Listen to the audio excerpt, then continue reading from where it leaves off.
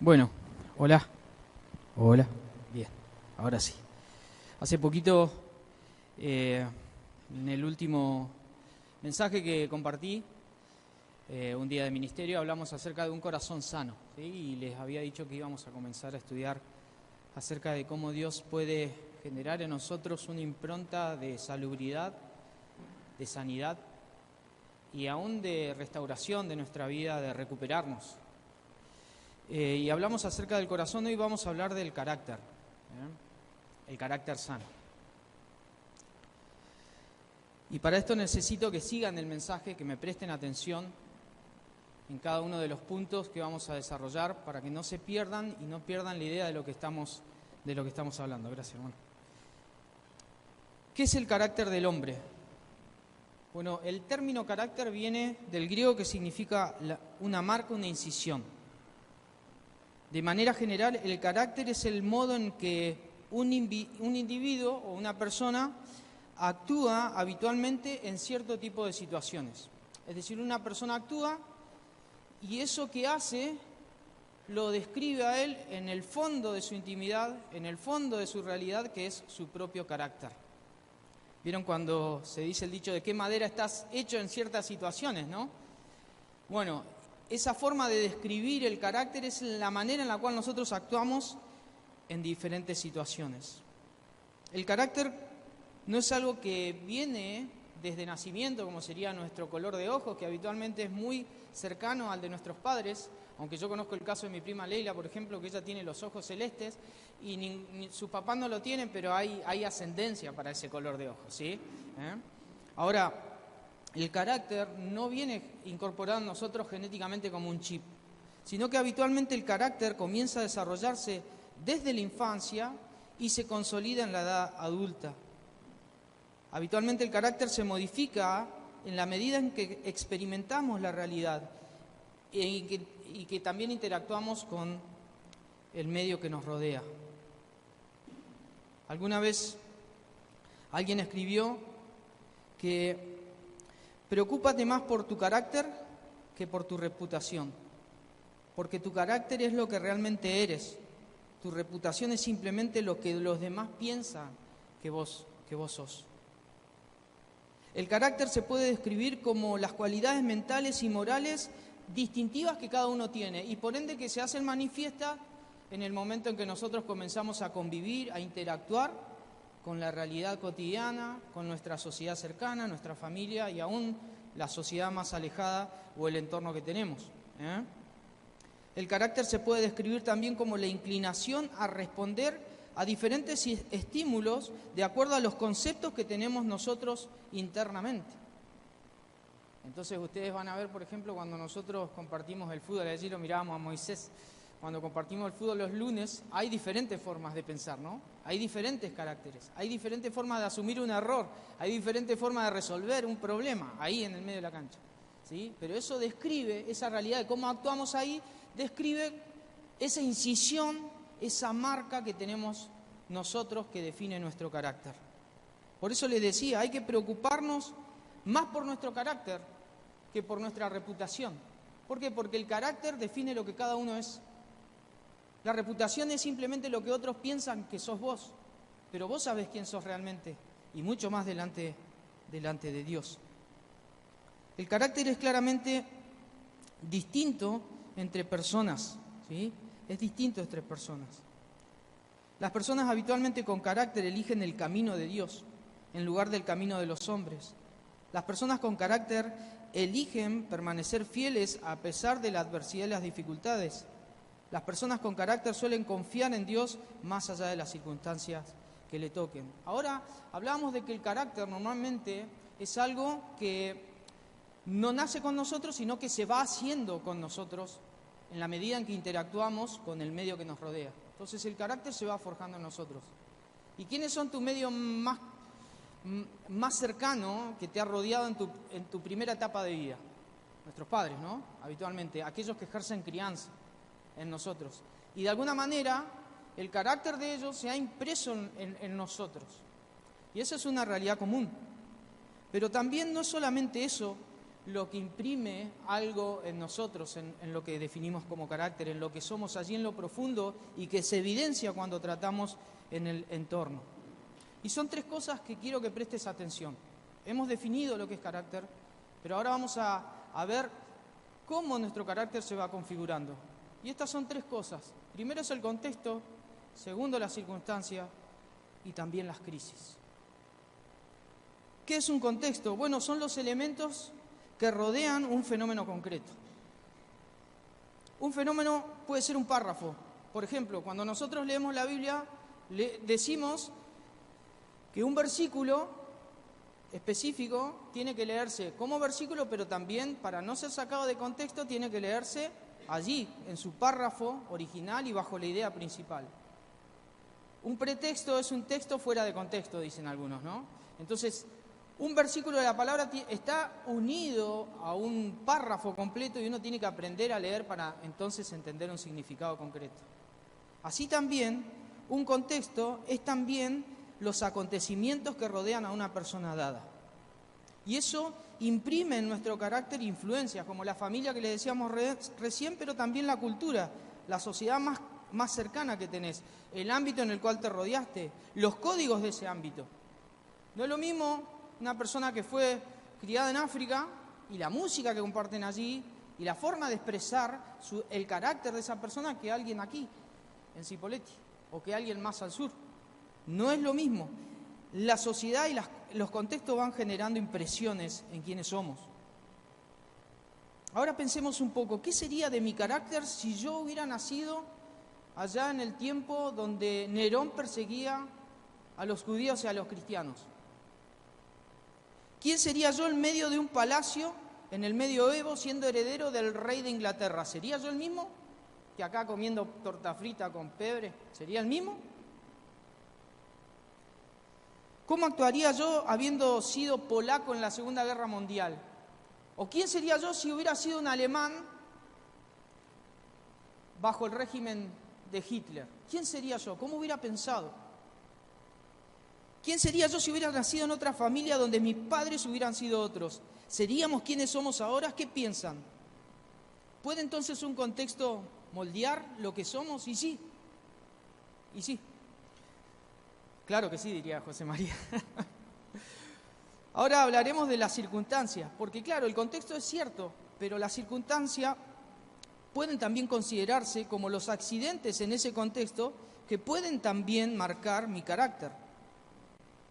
Una circunstancia no es algo permanente, es un momento dado, pero una circunstancia puede generar efectos permanentes en nuestra vida.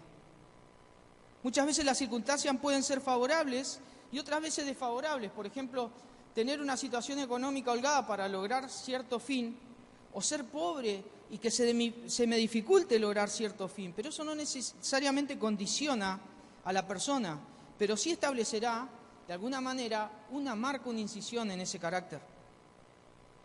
Ahora pensemos, ¿quién sería yo, quién serías vos si recordás algún hecho difícil de tu vida?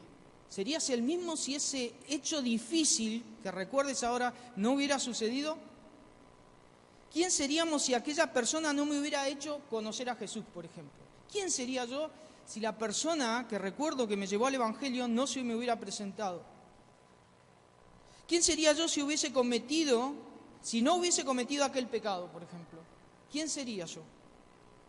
¿Cómo sería yo si pudiera cambiar algo de mi pasado? ¿Qué haríamos si pudiéramos encontrarnos nosotros actualmente, como hubo películas, e ir a ver a nuestro niño de hace tantos años atrás? ¿Qué consejos nos daríamos para que ciertas cosas que nosotros sabemos que vivimos en nuestra historia no hagan marcas en nuestro carácter indeseables? Entonces, ¿puede una circunstancia modelar nuestro carácter? Más vale que sí, más vale que sí.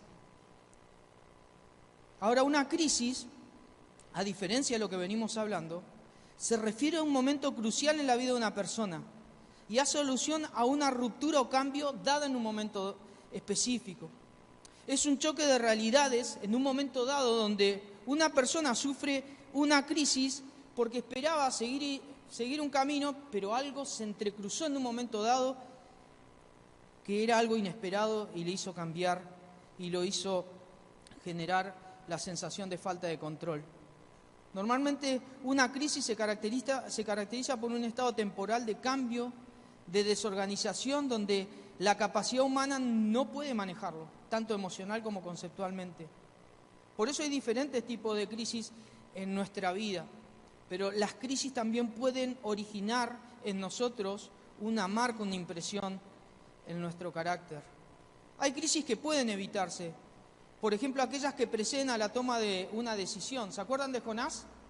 Jonás no hubiera experimentado lo que es estar dentro del pez, dentro del estómago de un gran pez, si hubiera ido a Nínive directamente.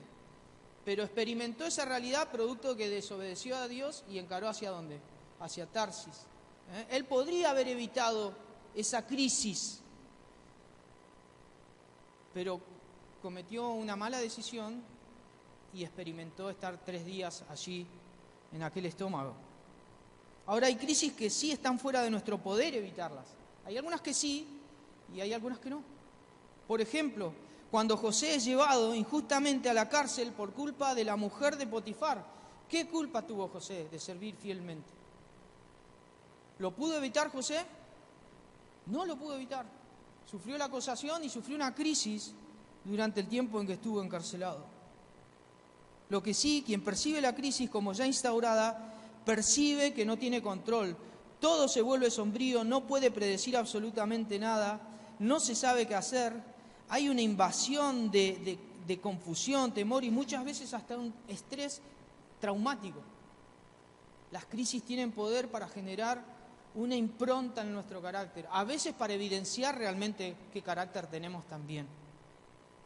Por eso, las crisis son sorpresivas porque llegan sin esperar, también son enfrentables porque hay que hacerle frente a esa realidad, pero también son transformadoras, porque podemos estar preparados para que esa crisis no ejerza poder de vencer lo que somos cada uno de nosotros. No les he hablado de Cristo hasta aquí como las canciones que nos hizo cantar Daniel. Todas hablaban particularmente acerca de Él, si prestamos atención. Preguntaba yo mientras preparaba este sermón, ¿hay algo más poderoso que nuestro entorno para definir nuestro carácter? ¿Para definir quién en realidad somos? ¿Para definir de qué madera estamos hechos? ¿Hay algo en nuestra vida que ha dejado huellas tan profundas en nosotros, que han estipulado un carácter, una forma de ser, una forma de expresarnos, que sea tan evidente que parezca ser que no lo podamos cambiar? ¿Es esa huella dactilar que tenemos, el carácter, algo que se relaciona con el viejo hombre, con lo que experimentamos alguna vez antes de conocer a Cristo, o es la huella de Jesús en nuestra vida, su presencia, la presencia del Espíritu Santo en nosotros? Vamos a buscar 2 Pedro, capítulo 1. Y acá vamos a ver desde 2 Pedro, creo que dije 1 Pedro, 2 Pedro, capítulo 1. Y desde el verso 1 al 11, Pedro establecerá o nos mostrará que Dios quiere formar el carácter de Cristo en nosotros. Es decir, la impronta natural que nosotros tenemos en nuestra realidad cotidiana, Pedro dice, Dios quiere formar algo diferente en vos. No puede ser lo único, tu pasado natural, el que imprima tu forma de expresarte en el ambiente cotidiano. No, Pedro dice desde el verso 1 al 4 que Dios quiere formar el carácter de Cristo en nosotros. Desde el 5 al 8 va a decir que para conformarnos ese carácter Dios ha dado virtudes que nosotros tenemos que sumarla a nuestra vida. Y finalmente lo va a decir, hay resultados en tu vida y en mi vida, va a decir Pedro, cuando el carácter de Cristo es experimentado en nosotros. Pedro se presenta a Simón Pedro, siervo y apóstol de Jesucristo, a los que habéis alcanzado por la justicia de nuestro Dios y Salvador Jesucristo una fe igualmente preciosa que la nuestra. Dice el verso 2, gracia y paz os sean multiplicadas en el conocimiento de Dios y de nuestro Señor Jesucristo. Verso 3, como todas las cosas que pertenecen a la vida y a la piedad, nos han sido dadas por su divino poder mediante el conocimiento de aquel que nos llamó por su gloria y excelencia, por medio de las cuales nos ha dado preciosas y grandísimas promesas, para que por ellas llegaseis a ser participantes de la naturaleza divina, habiendo huido de la corrupción que hay en el mundo a causa de las concupiscencias. Este es un texto que parece re difícil. Pedro era un pescador, pero escribe bien.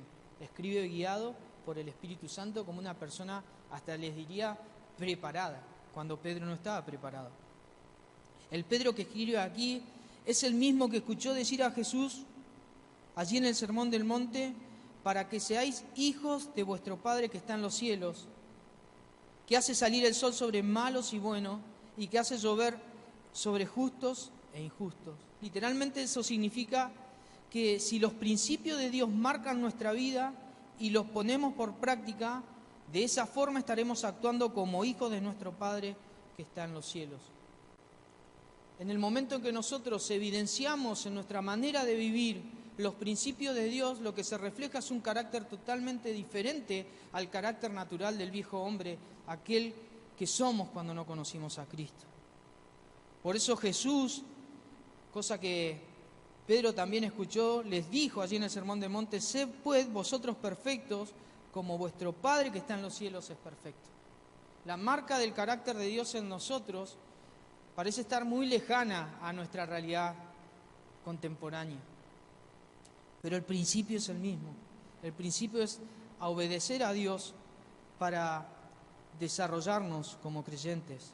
Si nuestro carácter ha sido tan trabajado en el tiempo donde Jesús no era nuestro Salvador, como vimos a través de la experiencia, ¿cómo ahora podemos llegar a experimentar un carácter transformado? Bueno, ahora vamos a desarrollarlo en este pasaje.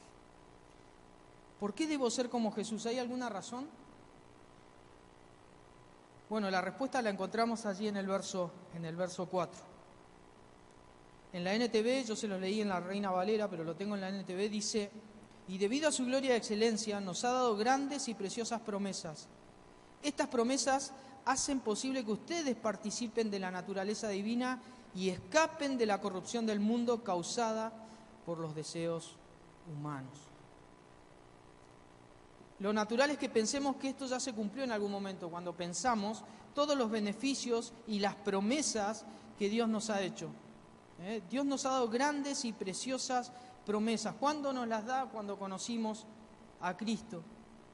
Es cierto, Pedro ha señalado en algún momento en su primera carta de que debemos nacer de nuevo, de que debemos ser salvos. Miren lo que dice en el verso 1 de 1 Pedro, verso 22. Dice: y habiendo purificado vuestras almas por la obediencia a la verdad, mediante el Espíritu, para el amor fraternal no fingido. Y luego dice que esto tiene que tener un efecto: amados unos a otros entrañablemente de corazón puro. Y dice: siendo renacidos, no de simiente corruptible, sino de incorruptible, por la palabra de Dios que vive y permanece para siempre. El nuevo nacimiento es vital para entender que nada puede darnos el carácter de Cristo si no está Cristo en tu corazón por medio del Espíritu Santo. No podemos iniciar buscando ser como Jesús si Jesús no está en nosotros, si no nos arrepentimos por nuestros pecados. Y en este sentido, cuando pensamos en un bebé suele traer alegría a un hogar. Siempre es así. Sin embargo, hay que tener en cuenta que un bebé no puede desarrollar las habilidades de un chico de 5 años en cuestión de un mes. El bebé simplemente tiene algunos reflejos arcaicos para succionar y deglutir y no atorarse con la leche, que algunas veces pasa cuando el bebé está lactando. Ahora, cuando el bebé comienza a desarrollarse, comienza a pararse, a caminar, a decir sus primeras palabras, eso comienza a mostrarnos que ese bebé comienza a forjar el carácter. Bueno, en la vida espiritual es parecido. ¿Por qué? Porque Pedro habla de ser renacidos. Antes de conocer a Cristo, éramos hijos, por naturaleza, hijos de perdición. Pero en el momento en que conocimos a Cristo, nacimos de nuevo. Por eso habla de renacidos. Porque alguna vez nacimos en la vida, en nuestra experiencia, ¿no? Hasta nuestra edad que tenemos podemos contar lo que nos acordamos. Pero cuando renacemos es porque ahora vivimos para Dios. Y en esta experiencia como renacidos tenemos que madurar, tenemos que experimentar esto que experimentamos también en nuestra realidad, que es el crecimiento, la madurez de nuestro carácter. pero a nivel espiritual. Las promesas que Dios tiene para nosotros, que las habla ahí Pedro, son promesas que tienen un carácter futuro. Dios nos quiere dar algo bueno, pero esas promesas también pueden experimentarse en la vida presente. Hay dos arrolladores, podríamos decir, del carácter de Cristo en nosotros. ¿Cuáles son esos dos? Bueno, los menciona ahí al final Pedro. Él habla acerca de la corrupción que hay en el mundo. Allí la palabra es el mundo que está en putrefacción de alguna manera y tiene un hedor a podrido. El mundo de alguna manera arrolla el carácter de Cristo que Dios quiere forjar en nosotros como hijos de Dios. Lo peor que nos puede pasar es experimentar la vida cristiana sin desarrollar nuestro carácter cristiano. Ahora, como hijos de Dios, somos llamados a experimentar ese desarrollo en nuestro contexto, en nuestras circunstancias y aún en medio de las crisis. El mundo es parte de lo que Dios no quiere que se impregne en nosotros. Pablo habló algo acerca de esto el miércoles. Ahora, lo otro, esto es externo al mundo, pero hay una cosa interna que Pedro habla allí, que es la concupiscencia. Y eso significan los deseos de la carne. Hay algo interno en nosotros que también puede arrollar el carácter de Cristo que Dios quiere forjar en nosotros, nuestra propia carne. Nuestra propia carne puede hacer que nosotros no reflejemos lo de Dios. Así que Él nos exhorta. Él dice que cuando conocimos a Dios hemos huido de esta cosa, escapamos, pero también tenemos que persistir escapando. Hay un principio de que esta realidad está lejos de nosotros, pero guarda, porque muchos creyentes pueden experimentar la realidad del mundo por sus propios deseos carnales. Entonces, ¿por qué debo ser como Jesús? ¿Hay alguna razón? Sí, la razón es que naciste de nuevo, que sos creyente, pero si todavía no naciste de nuevo, el llamado es a que creas en Jesús. ¿Contamos con algún recurso para que nuestro carácter refleje al Señor, a Jesús? Bueno, lo que decíamos recién. El primer recurso que tenemos es que somos salvos, ¿sí? Es que somos salvos. Por eso Pedro dice: a los que habéis alcanzado por la justicia de nuestro Dios y Salvador Jesucristo una fe igualmente preciosa que la nuestra. Allí alcanzar no tiene que ver con haber obtenido por mérito. No, tiene que ver alcanzar algo como una bendición que Dios te da. ¿La salvación la ganamos nosotros? No la gana nadie. No fue por mérito, pero Dios te la dio. La alcanzaste porque Dios te la acercó. La recibiste por fe. Y Pedro dice: la fe que ustedes tienen es igualmente preciosa que la nuestra. No es que ellos como apóstoles tienen un grado de fe que los hace diferentes, especiales. Ellos tuvieron una misión para la iglesia y son autoridad, pero la fe de ellos es igualmente preciosa como nuestra fe. Por eso el primer recurso que tiene un creyente para lograr el carácter de Cristo es ser salvo. Y esa es la conciencia que Dios quiere impregnar en este mensaje. ¿Sabemos que somos salvos o no? Ese es un recurso, pero también es un llamado de atención. Porque si nuestro carácter diariamente no refleja el carácter de Cristo, entonces siempre hay que volver al principio. ¿Tenés una fe igualmente preciosa que la que tienen los apóstoles? ¿Somos salvos? Porque el carácter de Cristo está en nuestra nueva naturaleza, dice Pedro. No podés obviarlo, es una responsabilidad, no solamente algo que Dios quiere producir, sino también una responsabilidad. El segundo recurso, lo dice ahí Pedro, es la gracia y la paz que vienen de conocer más a Jesús. Ahí en el verso 2 decía: gracia y paz os sean multiplicadas en el conocimiento de Dios y de nuestro Señor Jesucristo. La gracia y la paz en principio son el resultado de lo bueno que es Dios. La gracia es el favor que Dios tiene hacia nosotros. Dios no solamente da la gracia para salvarnos, para que recibas a Cristo, sino que también da gracia para que vivas y experimentes la vida espiritual. Y esa vida espiritual también se experimenta por medio de la paz. Una relación que nosotros habíamos roto por el pecado y ahora tenemos paz para con Dios, dice Pablo en otro lugar. Y fíjate si esto no tiene que ver con nuestra experiencia, porque habla de gracia y paz que deben ser ¿qué? Multiplicadas. Multiplicadas. ¿Y cómo es esto? Si vienen de Dios, ¿cómo puedo yo multiplicarlas? Porque justamente podés experimentar cierto grado de gracia y paz o podés multiplicarla en tu experiencia. Y eso depende de cada uno, como creyente. Eso depende de nuestra relación personal con Dios, de nuestra experiencia individual, lo que modifica nuestro carácter. Por eso Pedro es sumamente progresivo en esta idea de que podemos forjar el carácter de Cristo en nosotros. ¿Por qué? Porque hay parte de eso en nuestra responsabilidad. Cuando colocamos a Jesús, estas matemáticas de experimentar la gracia y la paz de Dios se multiplican. Pero para experimentar a Jesús tenemos que conocerlo. Tenemos que conocerlo. Allí ese conocimiento no es simplemente estudiar la Biblia, porque es necesario estudiar la Biblia. De la Biblia salen las verdades de Cristo, pero también es experimentar a Cristo en tu vida diaria.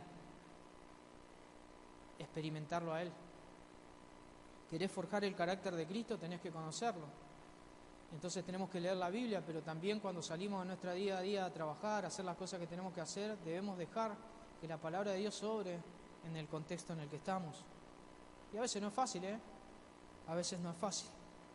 El tercer recurso que tenemos es aquello que pertenece a la vida de la piedad. Dice el verso 3, como todas las cosas que pertenecen a la vida y a la piedad, nos han sido dadas por el divino poder mediante el conocimiento de aquel que nos llamó por su gloria y excelencia. Pedro habla de que hay una provisión divina. Dios puede hacer cosas en nosotros que realmente no imaginemos. Y esa provisión de Dios involucra lo que tiene que ver con respecto a nuestra vida, pero también con respecto a nuestra piedad. Y esto es importante porque todo lo que vivimos y experimentamos a nivel espiritual como vida de iglesia, como aprendizaje de la palabra, en tu vida relacional con Dios, se debe experimentar también en tu vida social, en la vida general. La piedad es el ámbito de santificación, es la vivencia donde experimentamos que queremos darle a Dios toda la gloria, todo el honor, nuestra adoración, nuestra obediencia, pero ¿dónde lo llevamos a cabo? ¿Dónde metemos todas estas cosas que parecen religiosas? Allí, en la vida diaria. A veces me pasa a mí, muchas veces en la experiencia personal, que en la práctica habitual de mi trabajo, muchas veces rompen mi sistema aún de sueño.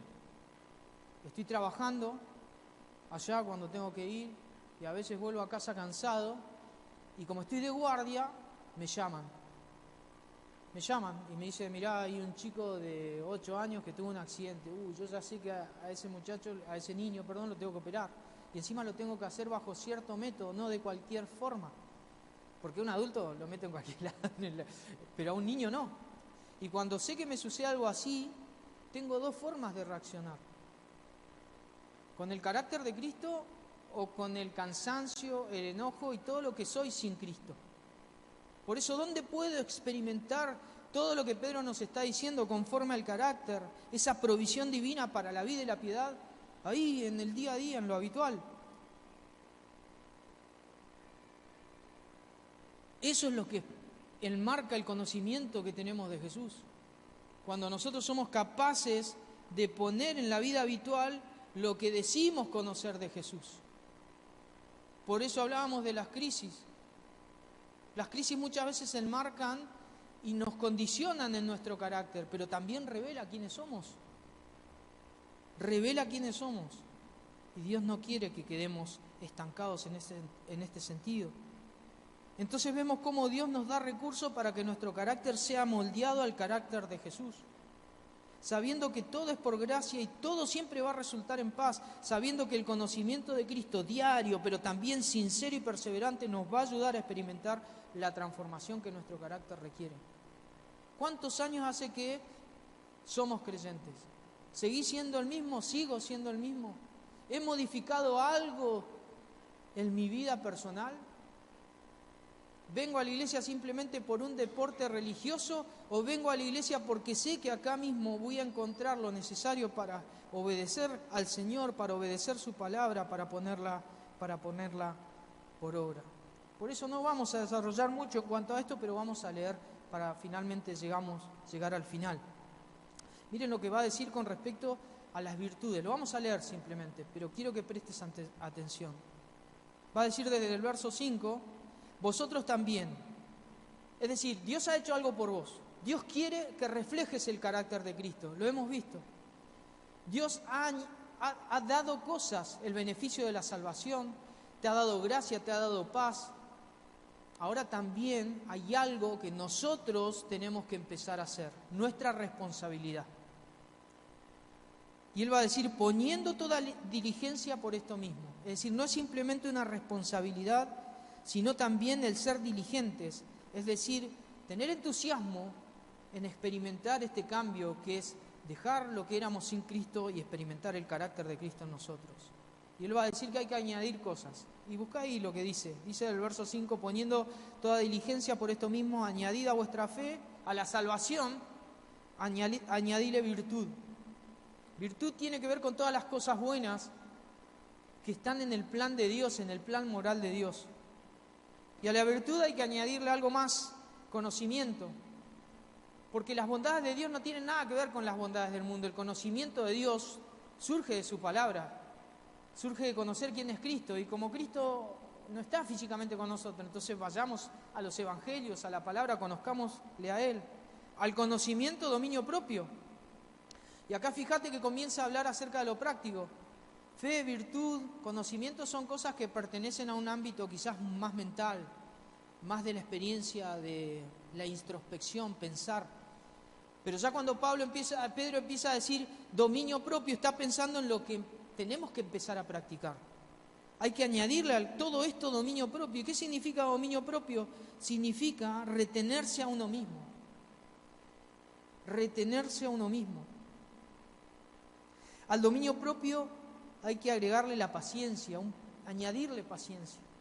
Porque no es simplemente retenerse uno mismo con respecto a los pecados, ¿sí? Sino retenerse a uno mismo cuando eso significa hacer bien a otros, evitar hacer lo malo, pero también significa hacer lo bueno, hacer lo que le agrada a Dios. Tener paciencia significa estar firmes, aun cuando las circunstancias o las crisis nos lleven a querer desviarnos. Manténgase firme, hermano, en la circunstancia que le toque. Después habla acerca de que a la paciencia, piedad, añadirle piedad. Esto tiene que ver con darle honor y gloria al Señor. Es decir, nosotros no nos creemos fuertes, sino que sabemos que cuando somos fuertes la gloria se la lleva a Él porque es su propia fuerza. A la piedad, finalmente, afecto fraternal ya empieza a horizontalizarse porque piensa en el afecto fraternal y después en el amor. En el afecto fraternal porque es amar al prójimo, pero en el amor tiene que ver con no simplemente un acto de bien, sino un acto sacrificial. Queremos reflejar a Cristo. Pedro piensa en Cristo cuando habla de que a estas cualidades hay que añadirles el condimento de estos principios que nos llevan a obedecer a Dios. Y quisiera terminar leyendo la última fracción de este texto desde el verso 9 al 11. Obteniendo el fin de vuestra fe, que es la salvación de vuestras... Perdón, estaba leyendo primera Pedro. Dice,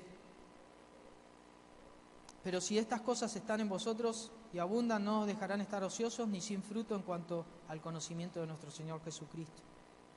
Pero el que no tiene estas cosas tiene la vista muy corta, es ciego, habiendo olvidado la purificación de sus antiguos pecados.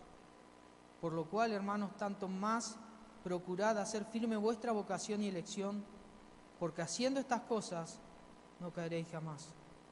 Porque de esta manera os será otorgada amplia y generosa entrada en el reino eterno de nuestro Señor y Salvador Jesucristo. Pedro no está diciendo aquí de que nosotros nos vamos a ganar la salvación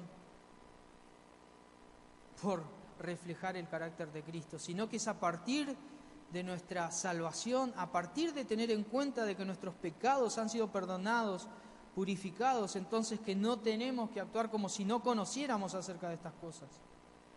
Aferrarnos a Cristo es hacer firme nuestra vocación y elección, es decir, es hacer firme que hemos sido salvos y que Dios quiere conformar en nosotros, no nuestro carácter pasado, sino transformarlo al carácter de Cristo. ¿Podemos sanar nuestro carácter si consideramos tener el peor de los caracteres?